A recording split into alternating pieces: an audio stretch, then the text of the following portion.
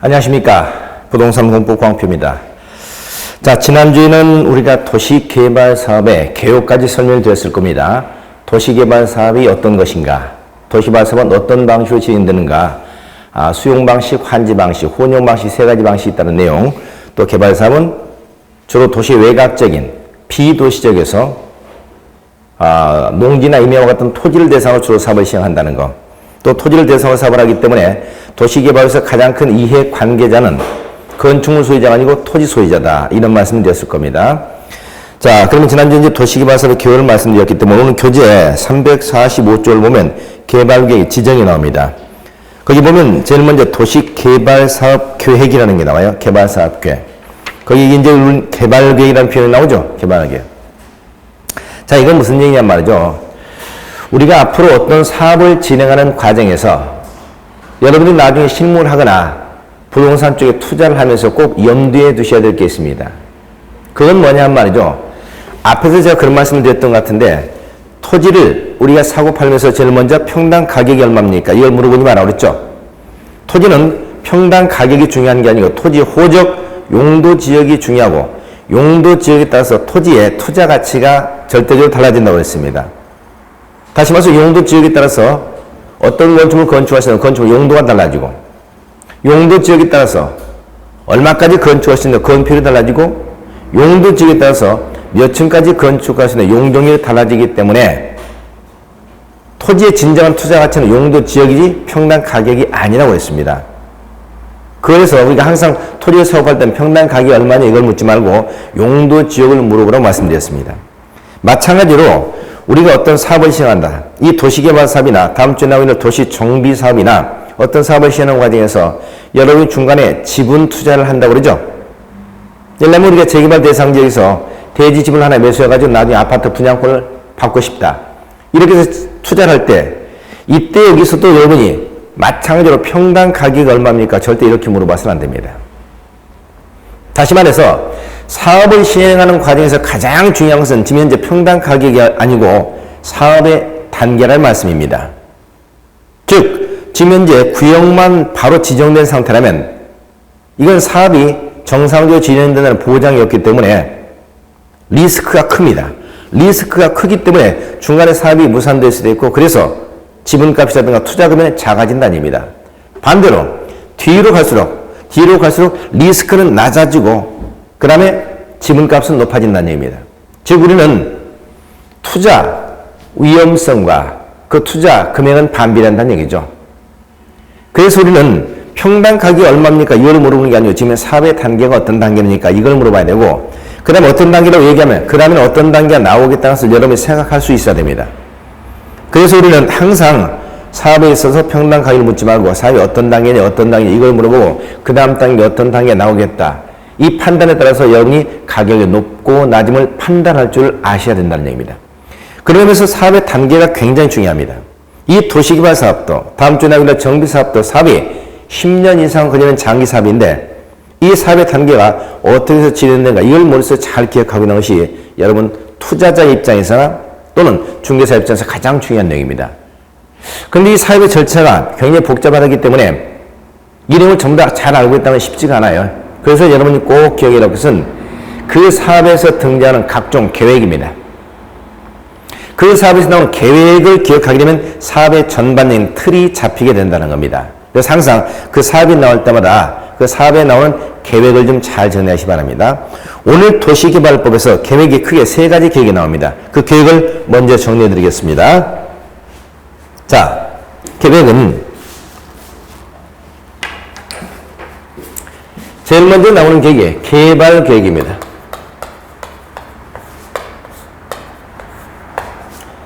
두 번째 나오는 계획이 실시계획입니다.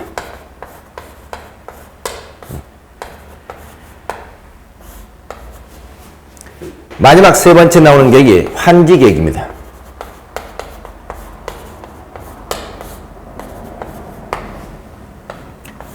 개발계획, 실시계획, 환지계획, 이 세 가지 계획을 잘 좀 기억을 해 두시기 바랍니다. 우선 중요한 내용만 정리해보면 개발계획이 뭐냐?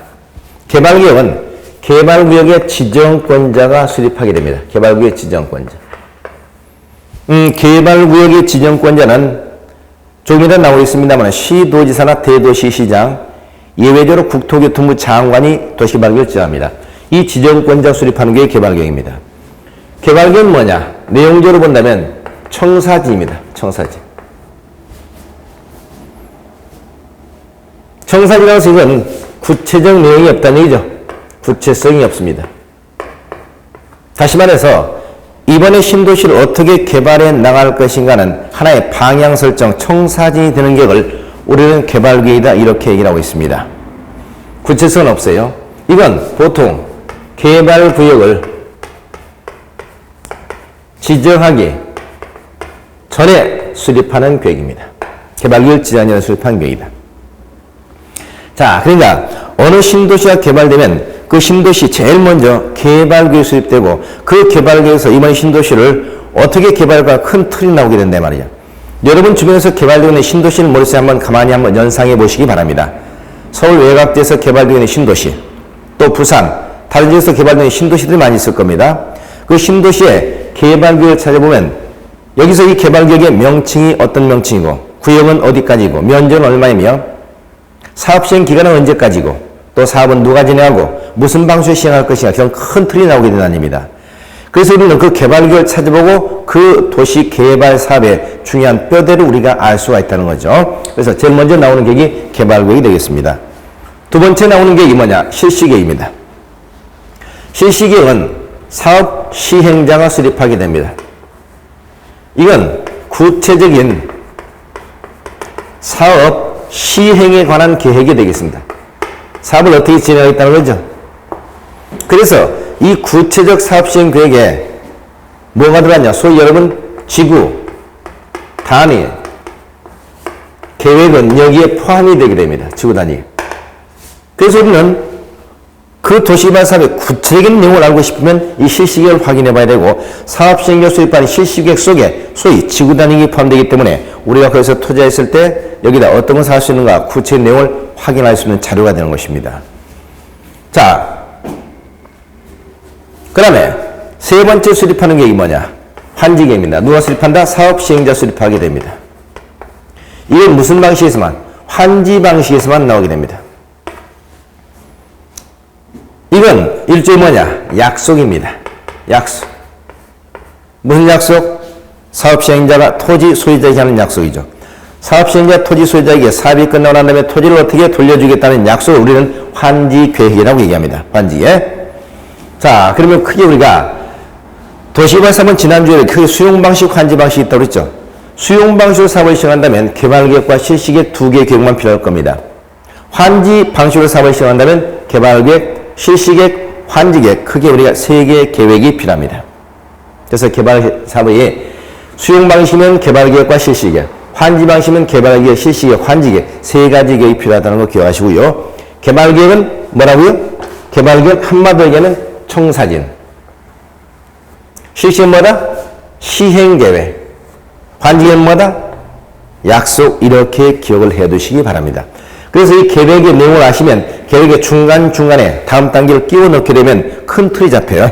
그래서 오늘 이 세 가지 계획을 좀 머릿속에 좀 기억을 해 두시고 제일 먼저 개발계획부터 보도록 하겠습니다. 그래서 이제 349쪽 가면 개발계획이 나오죠. 개발계획. 그래서 개발계획은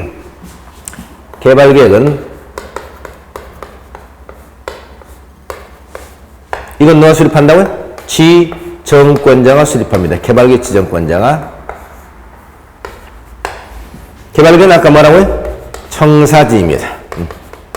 그러니까 구체성이 없어요. 구체성이 없다. 세 번째, 개발계획은 언제 수립하냐? 시기입니다. 시기는 원칙적으로 말이죠. 청사지는 언제 마련하겠습니까? 청사지는 개발 구역을 지정하기 전에 수립하는 게 순서겠죠. 지정하기 전. 개발구역 지정하기 전에 개발 계획을 먼저 수립하게 됩니다. 그러나 예외적인 경우는 말이죠. 예외적인 경우는 개발구역을 지정한 후에 수립하는 경우도 있습니다. 후. 어떤 경우냐면 말이죠. 이 개발구역 전국적인 공모로 수립하는 경우. 개발구역 전국적으로 공모로 수립하는 게 시간이 많이 걸리겠죠? 또 공부하는 순간 어느 지역에 신도시가 들어선다는 소문이 나기 시작하게 되면 투기꾼들이 몰려들어서 토지 가격을 너무 급등시켜 놓을 겁니다. 이런 점을 방지하기 위해서 개발계획을 먼저 수립하고 개발계획을 나중에 지정한 겁니다. 그래서 개발계획 지정보다 또 하나 거기가 소위 미성숙지입니다. 미성숙지. 여러분 우리가 공법을 공부하는 미성숙지라는 표현이 가끔 저한테 나오게 될 텐데요. 이 미성숙지는 아직 토지 가격이 많이 상승하지 않았고 그래서 앞으로 토지 가격 상승의 여력이 특히 높아서 투기가 우려되는 지를 보통 미성숙지다 이렇게 표현습니다. 그럼 예를 들면 도시적 가운데 녹지적, 자연녹지, 생산녹지라든가 또는 비도시적, 관리적, 농림적, 자연환경 보호전제 이런 점 보통 미성숙지로 분류하겠죠. 이런 미성숙지의 경우는 토지 가격이 급등할 가능성이 큽니다. 따라서 여기도 어떻습니까? 개발구역을 먼저 지정을 하고 개발계획을 나중에 수립하도록 되어 있습니다. 그래야만 이 토지가격 상승을 막을 수가 있지 정상적으로 개발계획을 먼저 수립하고 개발계획을 나중에 지정하게 되면 개발계획을 수립하는 기간이 통상 1년 이상 걸리게 돼요. 그러면 그 기간 동안에 가격이 폭등해서 나중에 개발계획을 지정했을 때는 사실상 보상금 때문에 엄청난 문제를 안게 된다는 겁니다. 자, 그래서 개발계획은 원칙적으로 개발계획을 지정하기 전에 수립하지만 예외적으로 개발계획을 공모로 수립하거나 거기가 투기 가능성이 높은 미성숙지는 개발계획 지정 후에 수립할 수도 있다는 점 기억하시기 바랍니다. 개발계획 수립할 때 동의를 받는 경우가 있습니다. 동의. 동의는 환지 방식일 때만 동의를 받습니다. 수용 방식은 어차피 보상을 받고 모두 떠났죠. 동의를 받을 필요가 없습니다. 환지 방식일 때는 개발계획 수립에 동의를 받아요. 이 동의는 어떻게 받느냐? 동의는 토지 소유자 총수의 2분의 1 이상 토지 면적 전체의 3분의 2 이상에 해당하는 토지 소유자의 동의입니다. 토지 소유자 동의. 토지 소유자 총수의 2분의 1 이상의 동의를 받을 때 그들이 가지고 있는 토지 면적이 3분의 2가 안 되면 면적 3분의 2 이상이 될 때까지 토지 소유자를 보충하라는 얘기입니다. 결국 두 가지 동의를 받는 것 같습니다만 두 가지 동의가 아니고 토지 소유자 한 가지 동의입니다. 굉장히 어려운 얘기인데요. 이건 조금 이따 뒤에 조합을 설명하면서 다시 한번 나오게 될 겁니다. 그때 자세한 설명하도록 하고요. 일단 이 정도만 기억해 두시기 바랍니다. 자, 개발계획은 개발을 수립하게 되면 여기서 소리가 복합기능 도시라는 얘기 있습니다. 복합기능 도시. 면적이 330만 제곱미터 이상입니다. 우리는 신도시 규모가 말이죠. 330만 제곱미터. 330만 제곱미터면 보통 우리가 100만 평이죠. 100만 평. 청사진이라고 얘기합니다. 100만 평 이상이면 그 도시가 보통 신도시라는 표현을 써주는데 신도시가 개발되면 가장 우려되는 게 뭐냐? 신도시가 개발되면 첫 번째 문제점은 구도심지가 동공화된다는 겁니다. 새로운 도시가 항상 좋은 건 아니죠. 새로운 도시가 좋은 점도 있습니다만 그 이면에는 역효과도 있습니다. 부작용. 그 부작용이 뭐냐? 문화와 전통 있는 종전 도시가 전부 다 죽어버린다는 겁니다. 그래서 구도심지가 동공화된다는 것이 첫 번째 문제점이고요. 두 번째, 신도시가 준비 없이 빠른 시일 내에 시행되다 보면 졸속한 신도시가 될 수밖에 없죠. 그러다 보니 인근 도시에 배드타운으로 전락해버리는 경우들이 많습니다. 서울 인근에서 일기 신도시가 개발됐을 때 일산이라든가 분당을 대표로 여기에 견줘서 얘기를 합니다. 일산의 분당을 보통 우리가 7년 이내에 이렇게 사업을 끝내다 보니까 졸속한 도시, 그래서 소비도시, 향락도시로 전락을 해버리고 하루 종일 기계 소리가 돌아가지 않는 소비도시로 우리가 배드타운을 전락해버렸단 말이죠. 이런 단점이 있는 겁니다. 그래서 적어도 면적이 330만 제곱미터, 100만 평 이상 이런 신도시를 개발할 때는 개발계획 수립할 때 그 도시가 주거, 상업, 유통, 위락, 교육 이런 모든 기능을 복합적으로 가지고 있는 복합도시가 될 수 있도록 개발계획을 그렇게 수립하는 뜻입니다. 소위 이런 도시는 뭐라고 한다? 배드타운의 반대말 우리가 흔히 자족도시라고 합니다. 자족도시. 그래서 자족도시가 될 수 있도록 하자 하는 겁니다. 이런 개발계획은 어디에 부합해야 되느냐? 개발계획은 광역, 도시군이나 또는 도시, 군, 기본계획에 부합해야 됩니다. 기본계획에 부합해야 된다. 왜냐? 개발계획은 이번에 개발사업을 진행하는 과제산의 청사진인데 그 개발계획은 그 도시의 20년짜리 장기 발전의 청사진 도시군 기본계획에 부합해야 되겠고 그 위에 있는 상급계획 광역도시계획에 부합해야 된다는 뜻입니다. 자, 서울, 예를 들면 우리가 서울에서 새로운 신도시를 하나 개발한다. 그러면 신도시 개발계획은 서울시 전체 20년짜리 청사진에 맞춰야 되겠죠? 또 그것은 서울시를 포함한 인근의 광역도시계획에 당연하게 부합이 돼야 된다는 뜻입니다. 부산에서 최근에 어떻습니까? 개발되고 있는 부산 강서구에 소위 우리가 에코 델타 시티는 이미 많이 들어보셨을 겁니다. 명지 국제 신도시 에코 델타 시티. 최근에 이제 우리가 많이 논란이 되고 있는 도시인데요. 이런 도시가 개발되면 그 도시에 개발계획 수립하겠죠. 그 개발계획은 부산 광역시 장기 20년짜리 청사진에 맞춰져야 될 것이고 또한 그 계획은 부산광역시, 양산시 그리고 김해시를 서로 어우리는 부산광역시 광역계획에 광역도시계획에 부합이 돼야 된다는 뜻입니다. 자, 이것만 하나 이해하시고요. 그 다음에 이제 마지막 이름 교재를 잠깐 보겠습니다. 마지막 교재를 보시면 346쪽에 개발계획의 내용이 나오고 있죠. 개발계획 내용. 그 개발계획 내용을 잠깐 보겠습니다. 개발계획 내용을 아까 청사진이라고 그랬어요. 청산이라고 그랬기 때문에 구체적인 내용은 없고 그래서 뭐 크게 신경 쓸 필요는 없습니다만 어떤 내용들이 개발계획에서 밝혀지는가 한번 보겠습니다. 자, 1번 개발계획의 명칭과 위치 면적이 나오죠. 자, 아까 얘기했던 부산광역시 에코 델타 시티 명칭, 위치 부산광역시 강서구, 강동동, 또 우리가 명지동, 대저 2동, 면적 195만 평, 이 정도 이렇게 나오겠죠. 그럼 2번 개발계획 지정 목적 사업시행 기간, 사업시행 기간, 통상 사업시행 기간은 10년 이상을 예상하시면 되겠습니다. 그래서 지금 목표 용도가 아까 얘기한 약 2025년 이후에 완성될 것을 예상하고 있습니다. 4번을 보면 사업시행제 관할상이죠. 사업시행제 관할상. 자, 4번 누가 할 것이냐. 아까 부산광역시 그 에코델타 시티는 부산광역시 도시개발공사와 한국수자원공사 공동사업을 시행하고 있습니다. 소위 수변도시이기 때문에요. 그 다음 사업시행 방식은 수용방식, 인구 수용계, 거기다 인구를 앞으로 얼마나 수용하겠다는 거, 토지 이용계 이런 것들이 나오게 됩니다. 그러니까 여러분이 기회가 되시면 우리 주변에서 시행되고 있는 어떤 신도시의 개발계획을 한번 꼭 찾아보시기 바랍니다.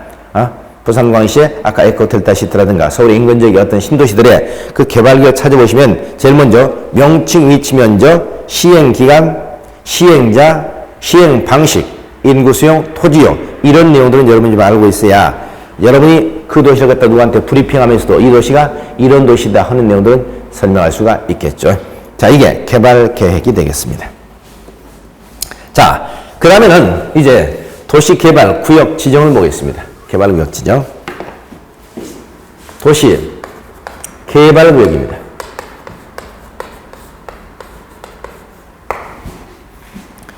도시발견 누가 지정하느냐? 자, 지정인데요. 지정은 원칙적으로 보면 거기 여러분 시, 도지사, 대도시, 시장이 지정한다고 되어 있을 겁니다. 시도지사들이 시작. 그러면 시도지사면 광역자치단체장이 지정한다고 그러죠? 광역자치단체장. 그러면 광역자치단체는 5가지죠. 첫째, 특별시장, 광역시장, 특별자치시장, 특별자치도지사, 그 다음에 도지사입니다. 특별시장, 광역시장, 특별자치시장, 특별자치도지사, 도지사, 시도지사, 광역자치단체장이라고 해요. 광역자치단체장이 도시개발계획 지정한다는 얘기죠. 그렇다는 얘기는 누구는 지정 못한다? 기초자치단체장이 지정하는 게 아니라는 얘기입니다. 그런데 여러분 교재 보시면 거기에 특별시장, 광역시장, 특별자치시장, 특별자치도지사, 도지사 중에서 특별자치시장이 안 보일 겁니다. 특별자치시장. 그러면 신도시 지정권자의 특별자치시장은 없다는 얘기죠. 그럼 왜 그런가? 특별자치시가 어디입니까? 세종시 아니겠어요? 세종시는 이제 막 개발된 도시죠. 아직도 미완성 도시가 지금 현재 개발되어 있는 도시입니다. 그런데 세종시에서 새로운 신도시를 개발할 가능성은 없다는 얘기잖아요. 그러니까 세종시장은 지금 세종시 개발이나 신경을 써야 되고 그 안에다 새로운 신도시를 개발할 가능성은 없다는 얘기죠. 그래서 세종시를 빼준 겁니다. 그래서 특별시장, 광역시장, 특별자치, 도지사는 새로운 신도시를 지정할 수 있다는 얘기입니다. 그렇다면 서울특별시 만약 노원구다. 그럼 서울특별시장이 지정하고 노원구청장이 지정하는 게 아니라는 얘기입니다. 경기도 양평군이다. 그러면 경기도지사 지정이 양평군수가 아니라는 얘기죠. 경기도 남양주시다. 그러면 경기도지사 지정하지 남양주시장이 지정하는 게 아니라는 얘기입니다. 부산광역시 강서구다. 강서구청장이 지정하는 게 아니고 부산광역시장이 지정한다는 얘기입니다. 그래서 원칙적 지정권은 시도지사입니다. 자, 그렇다면 경상남도 아까 김해시, 양산시, 그러면 경상남도 김해시장, 양산시장이 지정하는 게 아니고 경상남도 도지사 지정이에요. 그런데 오늘날 인구 50만이 넘는 대도시가 있죠. 시는 시인데 인구 50만이 넘는 대도시라고 합니다. 이 대도시에서는 대도시 시장이 직접 지정한다는 얘기입니다. 대표로 경상남도 창원시 같은 경우는 창원시장이 직접 지정한다는 얘기고, 수도권에 경기도 수원시, 용인시, 성남시, 고양시, 이런 시들은 전부 다 인구 50만이 넘습니다. 이런 50만이 넘는 대도시는 도지사 지정하지 않고 직접 지정할 수도 있다는 점 기억하시면 되겠네요. 그래서 도시발 지정권은 시도지사, 대도시, 시장. 그런데 예외적으로 누구도 지정할 수 있냐? 국토교통부 장관이 지정하는 경우도 있습니다. 국토교통부 장관. 국토교통부 장관 어디까지 예외입니다. 시도지사나 대도시, 시장이 지정하는데 국토교통부 장관이 지정하는 경우가 있다. 어떤 경우냐? 크게 우리가 5가지 했는데, 여러분 거기 교재를 보시면 국토교통부 장관이 지정하는 경우 다음 페이지 347쪽이 나오죠. 몇 가지만 기억할까요? 첫째, 국가가 도시발사업을 실시할 필요가 있는 경우입니다. 자, 필요에다만 농림적이었거든요. 농림적. 근데 원래 농림적을 신도시를 지정하려면 개발이 가능한 용도적으로 바꿔야 돼요. 그럼 농림적을 무슨 적으로? 도시적으로 용도를 변경해놓고 거기다 도시개발구역 지정하는 것이 순서이겠으나 농림적을 도시적으로 용도 변경한다면 시간이 몇 개월씩 걸린다는 얘기죠. 그런 시간적 여유가 없다는 얘기입니다. 그래서 비도시적이었음에도 불구하고 도시개발구역을 바로 지정을 해버리게 되고 지정하는 순간 자동적으로 그 점은 도시적으로 용도가 변경되기 때문에 몇 개월의 시간을 단축시킬 수 있다는 겁니다. 또 하나, 지구 단위 계획구역이 간주됩니다. 지구 단위 계획이 간주된다. 여러분 앞에서 우리가 지구 단위 계획구역 공부하셨죠? 지구 단위 계획은 상세 계획구역이라고 그랬습니다. 상세 계획구역. 그렇다는 얘기는 뭐다? 이 도시개발구역이야말로 상세한 계획이 절실히 필요한 것이죠. 그래서 신도시가 개발되면 신도시는 요즘 깔끔한 도시가 되지 않습니까? 여러분 서울에 가까운 상암동 보세요. 상암동. 지난번에 영화에 나왔습니다만 도시가 깔끔하죠. 또 최근에 개발되고 있는 신도시들, 혁신도시들, 이런 도시로 가보면 굉장히 체계적이고 깔끔하게 도시가 지금 현재 들어서고 있다는 것을 알 수가 있을 겁니다. 이게 전부 다 뭐다? 지구 단위 계획이라는 상세한 계획을 수립해놓고 개발하기 때문입니다. 그래서 우리는 어느 지역이 도시개발구역이 지정된 순간 고시가 되고 고시는 2가지 법적 효과를 가져와서 첫째 그 지역은 용도적이 자동적으로 도시로 변경이 되고 두 번째 지구 단위 계획이 결정을 시작하게 된다. 기억하세요. 간단하게 이렇게 짚고 넘어가면 되겠습니다만은 우리는 공부는 항상 이론 중심의 공부가 아니라 그랬죠. 실무와 연계시켜서 항상 그 다음 단계에 생각하셔야 됩니다. 도시개발구역 지정호시 되면 도시지역과 지구 단위 계획이 결정호시 된다 하고 이론적으로 끝내지 마시고 실무와 연결시켜서 한 단계 더 생각해 보시라고요. 그렇다면 우리가 실무상 이것은 어떤 의미가 있느냐? 어떤 의미? 한번 생각해 볼까요? 이론적인 토지가 갑이라고 하는 토지가 말이죠. 갑이라고 하는 토지가 어떤 이유로 경매 물건으로 나왔습니다.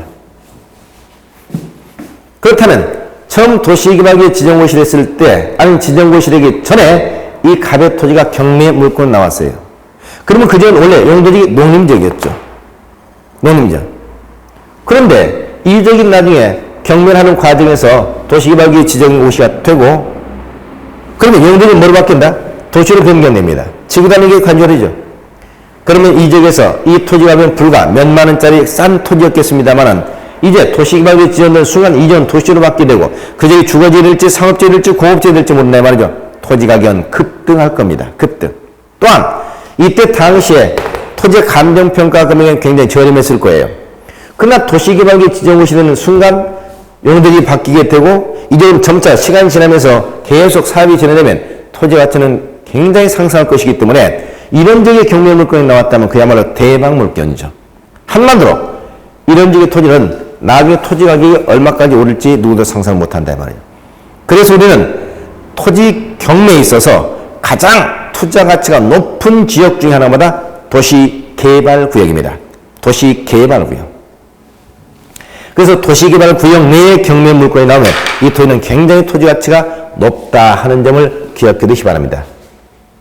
최근에 제가 지방에서 강서구와 에코 델타시티 이쪽에 물건을 좀 검색하다 보니까 한 서너 건 정도가 저런 물건이 사실 나와 있었어요. 그래서 뭐 공유 지분으로 나온 것도 있었고, 그래서 금액이 크지 않으면서 투자할 수 있는 것들, 또 뭐 몇천만 원 투자할 수 있는 것들이 실제 나와 있는 걸 봤는데, 실제 이런 것들은 나중에 어떤 가치가 보장되는 투자이기 때문에 여유만 있으면 투자해서 100% 성공을 보장받을 수 있는 것이 바로 도시개발구역 내 토지다 하는 점 여러분 기억해 두시기 바랍니다. 자, 여기까지 생각을 해주는 게 좋겠습니다. 자, 이게 도시개발구역 지정의 효과가 되겠습니다.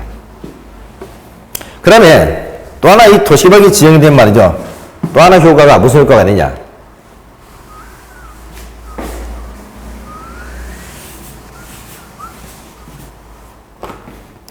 이 안에서 갑, 을, 병 이들이 토지를 가지고 있었습니다. 토지를 가지고 있었으면 이들은 집가 상승하겠죠. 그런데 또 이게 만약 수용방법으로 사업을 시행한다면 이 토지는 보통 수용이 될 겁니다. 수용되고 보상금이 나올 거예요. 그런데 문제는 뭐냐? 이들의 욕심은 거기에서 그치지 않는다는 거죠. 이들은 어떻게 하면 보상금을 조금이라도 더 많이 받아볼 것인가 하고 각종의 투기를 하게 될 겁니다. 투기. 그래서 이들은 여기서 각종의 개발을 하려고 그래. 개발. 예를 들면 밤새 가서 건물 하나 지어버린다는 얘기죠. 밤새 가서 비닐하우스를 설치한다는 얘기입니다. 밤새 가서 수목을 심어버립니다. 그러면 나중에 보상금을 하면 토지보상금, 건축물, 정착물, 즉 지작물 보상 이런 보상까지 나오기 때문에 보상금이 엄청 많아집니다. 그래서 이렇게 되면 보상금이 폭등하기 때문에 나중에 사업에 지장을 초래하겠죠. 이걸 막기 위해서 앞으로 개발구역이 지정되면 일정한 개발행위는 사전에 허가를 받아야만이 가능하도록 하고 있습니다. 이게 개발구역 내에서 개발행위 허가입니다. 개발행위 허가. 그래서 이 개발행위는 크게 우리가 7가지가 있는데요. 7가지. 건축물의 건축, 공작물의 설치, 토지의 형질 변경, 토속 채취, 토지 분할, 물건을 쌓는 행위, 중목의 벌채 식재. 7가지입니다. 건축물의 건축, 공작물 설치, 토지 형질 변경, 토속 채취, 토지 분할, 물건 쌓는 행위, 중목의 벌채 식재. 이 7가지 개발행위는 사실상 그 지역의 6개 지역 장에게 허가를 받아야만이 가능하다. 허가를 받으라는 얘기는 사실상 이게 뭐 된다? 금지된다는 얘기죠. 사실상 금지된다. 그래서 우리는 도시개발구역 지정고시가 되면 그 개발구역 내에서 일전 개발행위는 금지된다. 그런 개발행위를 하고 싶으면 사전에 뭘 받아라? 허가를 받아야 된다. 이렇게 여러분 기억하시기 바랍니다. 이게 개발구역 내에서 개발행위 허가입니다. 그렇다면 우리는 어느 지역이 신도시가 지정된다. 어느 지역이 개발구역 지정구역이 된다. 그럼 중요한 2가지 법적 효과가 있다고 보셔야 됩니다. 첫 번째, 개발구역 지정된 순간 아까 뭐로 간주된다? 용도지역, 도시지역과 지구단위구역에 간주된다. 두 번째, 개발구역 지정구역이 되는 순간 그 개발구역 내에서는 각종 개발행위가 금지된다. 그런 행위를 하고 싶으면 뭘 받아라? 허가를 받아야 한다. 이렇게 기억하시면 되겠습니다. 그 다음에 여러분 347조는 개발구역 지역 해제가 나옵니다. 해제. 이건 하나만 간단하게 설명드리면 이런 거죠.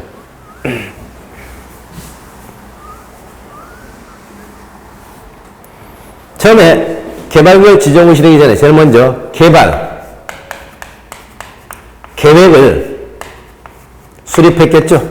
개발구역 수립했습니다. 그리고 개발구역 지정구역이었어요. 개발구역 지정구역이면 그 다음 단계에서 있어 사업 시행자가 지정됩니다. 그러면 딱 정하시기 바랍니다. 국가가 신도시를 개발할 필요가 있다. 우리나라에서 최초 신도시라고 얘기하는 일산, 분당, 평촌, 삼본, 중동 1기 신도시, 또 2기 신도시, 판교라든가 파주라든가 3기 신도시, 동탄 이런 신도시들은 전부 국가적인 필요에 의해서 지정한 경우였습니다. 서울에서 신도시 외곽지에 지정할 때 그 이유는 첫째는 강남에 급등하는 주택 가격을 안정시키고 인구를 분산시키자는 차원에서 처음부터 신도시가 지정이 됐거든요. 그래서 대부분 도시발사업을 국가가 실시할 필요가 있었던 경우에 해당이 되겠습니다. 두 번째는 관계 중앙행정기관의 장이 요청하는 경우입니다. 요청. 자, 여기서 우리 용어 정을 좀 하겠습니다. 앞으로 우리가 요청이라는 용어하고 제안이라는 용어가 자주 나올 겁니다. 요청과 제안. 요청과 제안은 한마디로 뭐뭐뭐 합시다라는 뜻입니다. 뭐뭐 하자는 얘기야. 그런데 요청이라는 용어는 항상 누가 하는 건 이건 행정, 관청이 하는 것이고요. 제안이라는 용어는 비행정관청이 하고 있다는 거 기억하셔야 됩니다. 요청과 제안, 행정관청이 주체냐, 비행정관청이 주체냐에 따라서 이렇게 달라야 되는 겁니다. 예를 들면 시장으로서는 시도지사에게 요청한다. 시도지사는 국토교통부 장관에 요청한답니다. 관계 중앙행정기관의 장은 국토교통부 장관에 요청한답니다. 전부 다 행정관청이기 때문에. 그러나 여러분 LH공사 있죠? 한국토지주택공사 행정관청입니까? 아니잖아요. 또는 조합 행정관청입니까? 아니잖아요. 그럼 조합은 제안한다. 또는 한국토지주택공사의 장은 제안한다. 이런 표현을 쓰는 겁니다. 그래서 앞으로 요청과 제안의 표현을 잘 구별해 두시기 바랍니다. 또 거기에 관계 중앙행정기관의 장이라는 얘기 나오는데 여러분 앞으로 행정기관의 장 그러면 행정기관의 장은 자치단체 장들 얘기합니다. 예를 들면 무슨 뭐 시장우수라든가 시도지사라든가 국토교통부 장관이라든가 이런 사람 전부 다 행정관청의 장이라고 그래요. 여기에 관계행정기관의 장 하면 그 업무와 관련되어진 행정기관의 장이고 관계 중앙행정기관의 장 그러면 해당 업무와 관련되어진 최고 중앙행정관청의 장을 말합니다. 예컨대 농지에 관해서 그냥 행정기관의 장은 시장원수, 시도지사 또는 뭐 농축산식품장관 이렇게 되겠습니다만은 농지와 관련된 관계 중앙행정기관의 장 그러면 농림축산식품부 장관만 말한다는 얘기입니다. 그러면 여기서 관계 중앙행정기관의 장이 요청한다고 그랬네. 요청이라 동그라미. 이건 뭐냐? 예를 들면 이런 얘기죠. 환경부 장관이 경기도 하남시 인근 지역에 환경 생태 도시를 하나 지정합시다 하고 요청할 수 있다는 얘기입니다. 또 국방부 장관이 휴전선 인근 지역에다가 국제 평화 도시를 건설합시다 하고 국토교통부장도 요청할 수 있다는 얘기입니다. 전남 여수 앞바다에 부산 해운대 앞바다에 해양 관광 도시를 하나 지정합시다 라고 해양수산부 장관이 요청할 수 있다는 얘기입니다. 그러니까 이 요청은 관계 최고 중앙행정기관이 요청하는 겁니다. 하나만 더면 5번 하나 볼까요? 천재지변 그 밖의 사연에서 도시개발사업을 긴급하게 할 필요가 있는 경우. 자, 긴급에만 동그라미. 천재지변은 긴급한 사유가 있어서 사업을 신속하게 해야 되겠다. 그러면 국토교통부 장관이 지정할 수가 있다는 겁니다. 근데 일본에서 갑자기 대지진이나 쓰나미가 일어나가지고 일본에 있던 많은 일본 국민들이 갑자기 해운대로 몰려들기 시작한다. 그래서 부산에 주거난이 심각해지고 주택 부족이 심각한 상태에 이르게 되면은 긴급한 필요가 있다고 볼 수 있겠죠? 이런 경우에 어떻습니까? 우리 국토교통부 장관이 거기에 신도시 지정을 할 수도 있다는 얘기입니다. 자, 이렇게 해서 우리가 국토교통부 장관이 도시개발구역을 지정할 수 있는 경우 세 가지만 기억하겠습니다. 첫 번째 뭐라고요? 필요한 경우. 두 번째, 요청이 있었다는 경우. 세 번째, 긴급한 필요. 긴급. 이렇게 세 가지만 일단 좀 기억을 해 두시기 바랍니다. 자, 그 다음에 여기서 우리가 개발구역 지정하게 되면 개발구역 지정은 개발구역, 자 보세요. 개발구역 지정고시를 하게 되면 지정고시.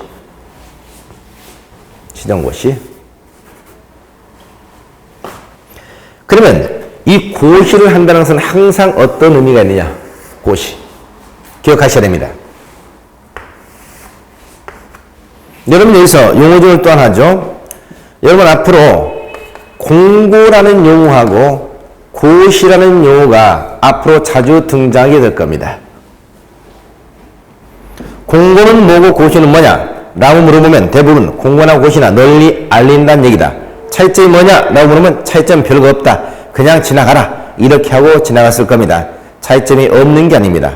정확한 의미를 알고 있으면 우리는 공부할 때 훨씬 더 수월합니다. 그래서 정확한 의미를 잘 기억해 두시기 바랍니다. 중요한 차이점이 있습니다. 공고는 이건 일시적으로 알리는 겁니다. 고시는 지속적으로 알리는 겁니다. 다시 말해서 공고는 5일간 공부한다, 7일간 공부한다 보통 이런 표현 써요. 그러나 고시는 기간이 없습니다. 고시하면 지금부터 계속 그걸 또 고시하게 됩니다. 두 번째, 공고는 법적 효과가 없습니다. 그러나 고시는 중요한 법적 효과를 갖는다 하는 게 차이점입니다. 법적 효과. 예를 들면 이런 거죠. 도시개발이 지정고시 됐다. 자, 여기 공고됐다. 공고는 이런 겁니다. 뭐 열람을 공고한다. 공청회를 공고한다. 이런 얘기예요. 언제 이 내용을 갖다 열람시킬 테니까 관심 있는 사람 가서 보시고 의견 제출하세요 하고 공고하는 겁니다. 공청회. 언제 공청회를 개최할 테니까 관심 있는 사람 공청회에 참석해서 의견 제출하세요 하고 공고하는 겁니다. 그럼 공고는 일정 기간 동안 하죠? 또 그 기간 내에 나와서 보고 의견 제출 하든 안 하든 법적으로 아무런 능력이 없다는 얘기입니다. 이게 우리가 공고입니다. 그러나 고시는 도시개발구역 지정고시가 된다 그러면 중요한 법적 효과가 나온다는 얘기죠. 법적 효과. 그래서 항상 법적 효과가 있다는 것을 기억하셔야 돼요. 그럼 여기서 우리가 이 도시개발구역 지정고시 되면 어떤 법적 효과가 있느냐? 이 도시개발구역 지정고시는 건 중요한 법적 효과가 두 가지가 나오는데 자동적으로 간주되는 것이 있습니다. 첫째, 뭐가 아니냐? 이건 자동적으로 지금부터 도시지역이 됩니다. 자, 여기 도시개발구역 지정하기 전에 여기는 용도지역이 농림지역이었거든요. 농림지역. 근데 원래 농림지역을 신도시를 지정하려면 개발이 가능한 용도지역을 바꿔야 돼요. 그럼 농림지역을 무슨 지역으로? 도시지역으로 용도를 변경해놓고 거기다 도시개발구역 지정하는 것이 순서이겠으나 농림지역을 도시지역으로 용도 변경한다면 시간이 몇 개월씩 걸린다는 얘기죠. 그런 시간적 여유가 없다는 얘기입니다. 그래서 비도시지역이었음에도 불구하고 도시개발구역을 바로 지정을 해버리게 되고 지정하는 순간 자동적으로 그 지역은 도시지역으로 용도가 변경되기 때문에 몇 개월한 시간을 단축시킬 수 있다는 겁니다. 또 하나, 지구 단위 계획구역이 간주됩니다. 지구 단위 계획이 간주된다. 여러분 앞에서 우리가 지구 단위 계획구역 공부하셨죠? 지구 단위 계획은 상세 계획구역이라고 했습니다. 상세 계획구역. 그렇다는 얘기는 뭐다? 이 도시개발구역이야말로 상세한 계획이 절실히 필요한 것이죠. 그래서 신도시가 개발되면 신도시는 요즘 깔끔한 도시가 되지 않습니까?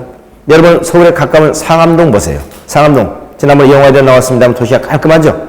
또 최근에 개발되고 있는 신도시들, 혁신도시들 이런 도시를 가보면 굉장히 체계적이고 깔끔하게 도시가 지금 현재 들어서고 있다는 것을 알 수가 있을 겁니다. 이게 전부 다 뭐다?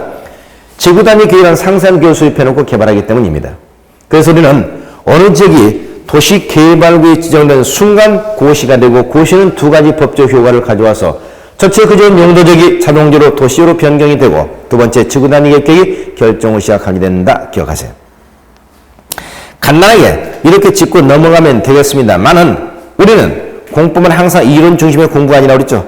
실무와 연계시켜서 항상 그 다음 단계에 생각하셔야 됩니다. 도시개발구역 지정고시 되면 도시지역과 지구단위 계획이 결정것이 된다 하고 이론적으로 끝내지 마시고 실무와 연결시켜서 한 단계 더 생각해 보시라고. 그렇다면 우리가 실무상 이것은 어떤 의미가 있느냐? 어떤 의미? 한번 생각해 볼까요? 이런 지역의 토지가 갑이라고 하는 토지가 말이죠. 갑이라고 하는 토지가 어떤 이유로 경매 물건으로 나왔습니다. 그렇다면 처음 도시개발구역 지정고시 됐을 때 아니면 지정고시 되기 전에 이 갑의 토지가 경매 물건으로 나왔어요. 그러면 그 지역은 원래 용도지역이 농림지역이었죠. 농림지역. 그런데 이 지역이 나중에 경매를 하는 과정에서 도시개발구역 지정고시가 되고 그러면 용도지역은 뭐로 바뀐다? 도시로 변경됩니다. 지구단위 계획 간주되죠. 그러면 이 지역에서 이 토지가 하면 불과 몇만 원짜리 싼 토지였겠습니다만은 이제 도시개발구역 지정된 순간 이전 도시로 바뀌게 되고 그 지역이 주거지가 될지 상업지가 될지 공업지가 될지 모른다 말이죠. 토지 가격은 급등할 겁니다. 급등. 또한 이때 당시에 토지 감정평가 금액은 굉장히 저렴했을 거예요. 그러나 도시개발구역 지정고시 되는 순간 용도지역이 바뀌게 되고 이제 점차 시간이 지나면서 계속 사업이 진행되면 토지 가치는 굉장히 상승할 것이기 때문에 이런 지역의 경매 물건이 나왔다면 그야말로 대박 물건이죠. 한마디로 이런 지역의 토지는 나중에 토지 가격이 얼마까지 오를지 누구도 상상을 못한다 말이에요. 그래서 우리는 토지 경매에 있어서 가장 투자 가치가 높은 지역 중에 하나마다 도시개발구역입니다. 도시개발구역. 그래서 도시개발구역 내에 경매 물건이 나오면 이 토지는 굉장히 토지 가치가 높다 하는 점을 기억해 두시기 바랍니다. 최근에 제가 지방에서 강서구와 에코 델타시티 이쪽에 물건을 좀 검색하다 보니까 한 서너 건 정도가 저런 물건이 사실 나와 있었어요. 그래서 뭐 공유 지분으로 나온 것도 있었고, 그래서 금액이 크지 않으면서 투자할 수 있는 것들, 또 뭐 몇천만 원 투자할 수 있는 것들이 실제 남아 있는 걸 봤는데, 실제 이런 것들은 나중에 어떤 가치가 보장되는 투자이기 때문에 여유만 있으면 투자해서 100% 성공을 보장받을 수 있는 것이 바로 도시개발구역 내 토지다 하는 점 여러분 기억해 두시기 바랍니다. 자, 여기까지 생각을 해주는 게 좋겠습니다. 자, 이게 도시개발구역 지정의 효과가 되겠습니다. 그 다음에 또 하나 이 도시개발구역 지정이 된 말이죠. 또 하나 효과가 무슨 효과가 되냐.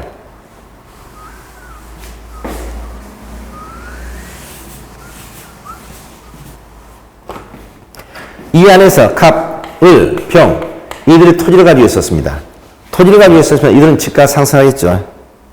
그런데 또 이게 만약에 수용방법으로 사업을 시행한다면 이 토지는 보통 수용이 될 겁니다. 수용되고 보상금이 나올 거예요. 그런데 문제는 뭐냐? 이들의 욕심은 거기에서 그치지 않는다는 거죠. 이들은 어떻게 하면 보상금을 조금이라도 더 많이 받아볼 것인가 하고 각종의 투기를 하게 될 겁니다. 투기. 그래서 이들은 여기서 각종의 개발을 하려고 그래. 개발. 예를 들면 밤새 가서 건물 하나 지어버린다는 얘기죠. 밤새 가서 비닐하우스를 설치한다는 얘기입니다. 밤새 가서 수목을 심어버립니다. 그러면 나중에 보상금을 보면 토지보상금, 건축물, 정착물 즉 지작물 보상 이런 보상까지 나오기 때문에 보상금이 엄청 많아집니다. 그래서 이렇게 되면 보상금이 폭등하기 때문에 나중에 사업에 지장을 초래하겠죠. 이걸 막기 위해서 앞으로 개발구역이 지정되면 일정한 개발행위는 사전에 허가를 받아야만이 가능하도록 하고 있습니다. 이게 개발구역 내에서 개발행위 허가입니다. 개발행위 허가. 그래서 이 개발행위는 크게 우리가 7가지가 있는데요. 7가지. 건축물의 건축, 공작물의 설치, 토지의 형질 변경, 토속 채취, 토지 분할, 물건을 쌓는 행위, 중목의 벌채 식재. 7가지입니다. 건축물의 건축, 공작물 설치, 토지 형질 변경, 토속 채취, 토지 분할, 물건 쌓는 행위, 중목의 벌채 식재. 이 7가지 개발행위는 사실상 그 지역의 6개 지역 장에게 허가를 받아야만이 가능하다. 허가를 받으라는 얘기는 사실상 이게 뭐 된다? 금지된다는 얘기죠. 사실상 금지된다. 그래서 우리는 도시개발구역 지정고시가 되면 그 개발구역 내에서 일정 개발행위는 금지된다. 그런 개발행위를 하고 싶으면 사전 뭘 받아라? 허가를 받아야 된다. 이렇게 여러분 기억하시기 바랍니다. 이게 개발구역 내에서 개발행위 허가입니다. 그렇다면 우리는 어느 지역이 신도시가 지정된다. 어느 지역이 개발구역 지정구역이 된다. 그럼 중요한 2가지 법적 효과가 있다고 보셔야 됩니다. 첫 번째, 개발구역 지정된 순간 아까 뭐로 간주된다? 용도지역, 도시지역과 지구단위계획에 간주된다. 두 번째, 개발구역 지정구역이 되는 순간 그 개발구역 내에서는 각종 개발행위가 금지된다. 그런 행위를 하고 싶으면 뭘 받아라? 허가를 받아야 한다. 이렇게 기억하시면 되겠습니다. 그 다음에 여러분 이제 347점 개발구역 지역 해제가 나옵니다. 해제. 이건 하나만 간단하게 설명드리면 이런 거죠.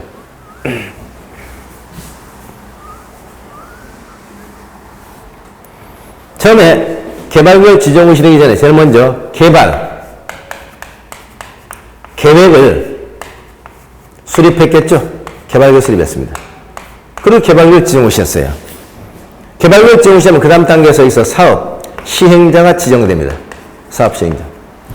사업 시행자 지정되면 사업 시행 그 다음에 뭘 해야 되냐? 저기 나오는 실시계획을 수립해야 돼요. 실시계획. 실시계획 수립해가지고 이걸 인가 신청을 해야 됩니다. 누가요? 사업 시행자가. 누구에게? 지정권자에게.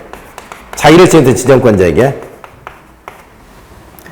이걸 얼마 이내 하도록 되어 있냐? 3년 이내에 하도록 되어 있습니다. 즉, 도시개발구역 지정고시 된 날로부터 사업 시행자는 3년 이내에 지정권자, 자기를 시행해서 된 지정권자에게 사업을 어떻게 했다는 실시계획을 잘 써서 인가 신청하도록 되어 있는데, 만약 3년 이내 실시계획 인가 신청을 하지 않으면 여기는 더 이상 시행자가 사업을 시행할 의도가 없는 것으로 보고 3년의 경우는 다음 날에 자동적으로 도시개발기간 해제가 간주된다는 얘기입니다. 해제가 간주된다. 그럼 여기는 사업을 해보지도 못하고 해제가 간주되는 경우죠. 그래서 개발구역 지정호시 되면 시행자는 얼마 이내? 3년 이내에 실시기 인가 신청하도록 되어 있다. 만약 3년 이내 실시 인가 신청하자면 개발기간 해제가 간주된다. 그러니까 우리는 어느 정도 개발구역 지정호시 됐다면 그 날로부터 3년 이내 실시기 인가 신청이 들어온다. 라는 거 기억해 두시기 바랍니다. 또 하나, 개발사업이 이제 우리가 완료가 됐습니다. 끝났어요. 끝나게 되면 수용 방식하고 환지 방식으로 나눴어요. 환지 방식. 수용 방식은 사업이 쭉 끝나면 뭘 하냐? 공사, 완료, 공고라는 걸 합니다. 공사완료 공고. 그럼 공사 끝났다는 거죠? 공사완료 공고를 하게 되면 공사완료 공고일 다음 날 이제 도시방은 자동적으로 해제가 간주됩니다. 환지 방식은 공사 완료 공고하고 쭉 가서 뒤에 하나가 더 남습니다. 환지, 처분, 환처분, 공고라는 걸 하긴 환처분 공고. 그러면 여기는 환지, 처분, 공고를 하게 되면 환처분 공고일 다음날 개발기간 해제가 간주됩니다. 다시 말해서 이건 사업이 끝났기 때문에 공사 완료됐기 때문에 해제가 간주된 경우입니다. 이 경우는 사업을 해보지도 못하고 할 의도 없는 것을 보고 해제가 간주되는 경우고요. 이 경우는 소정의 사업이 모두 끝났기 때문에 더 이상 할 일이 없으니까 공사완료 공고일 다음날, 환지 방식은 환지 처분 공고일 다음날 도시개발기획 자동적으로 해제가 간주된다. 이렇게 기억하시기 바랍니다. 자, 그래서 개발사업은 개발기획 지정호시 되고 일정 사유가 있으면 해제가 간주되는데요. 첫 번째는 3년 이내 실시기 인가 신청이 없으면 할 의도가 없는 것으로 보고 해제가 간주되고요. 두 번째는 사업이 모두 끝났기 때문에 수용 방식은 공사완료 공고일 다음날, 환지 방식은 환지 처분 공고일 다음날 개발기획 해제가 간주된 걸로 본다. 기억하시기 바랍니다. 이때 차이점이 있는데요. 공사가 완료가 안 된 상태에서 해제가 간주되면 당연하게 용도지원 종전 농림지로 되돌아갑니다. 용도지원 환원이 돼요. 또 아까 지정고시가 간주됐던 지구단위 입견 자동적으로 폐지가 간주됩니다. 그러나 공사 끝났습니다. 공사 끝나고 난 다음에 해제가 간주됐다면 소정의 목적 사업이 다 끝났기 때문에 해제가 간주된 경우죠.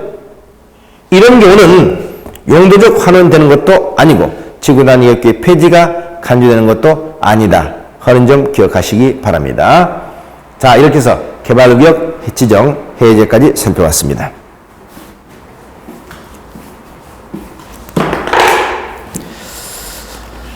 물론 이제 해제 사유는 몇 가지 더 있습니다만 일단 중요한 이 세 가지 정도, 이 정도만 여러분 기억을 해두시면 되겠습니다. 자, 그래서 개발구역은 누가 지정한다? 개발구역은 원칙적으로 시도사 대도시시장, 예외적으로 누가 지정한다? 국토교통부 장관이 지정한다.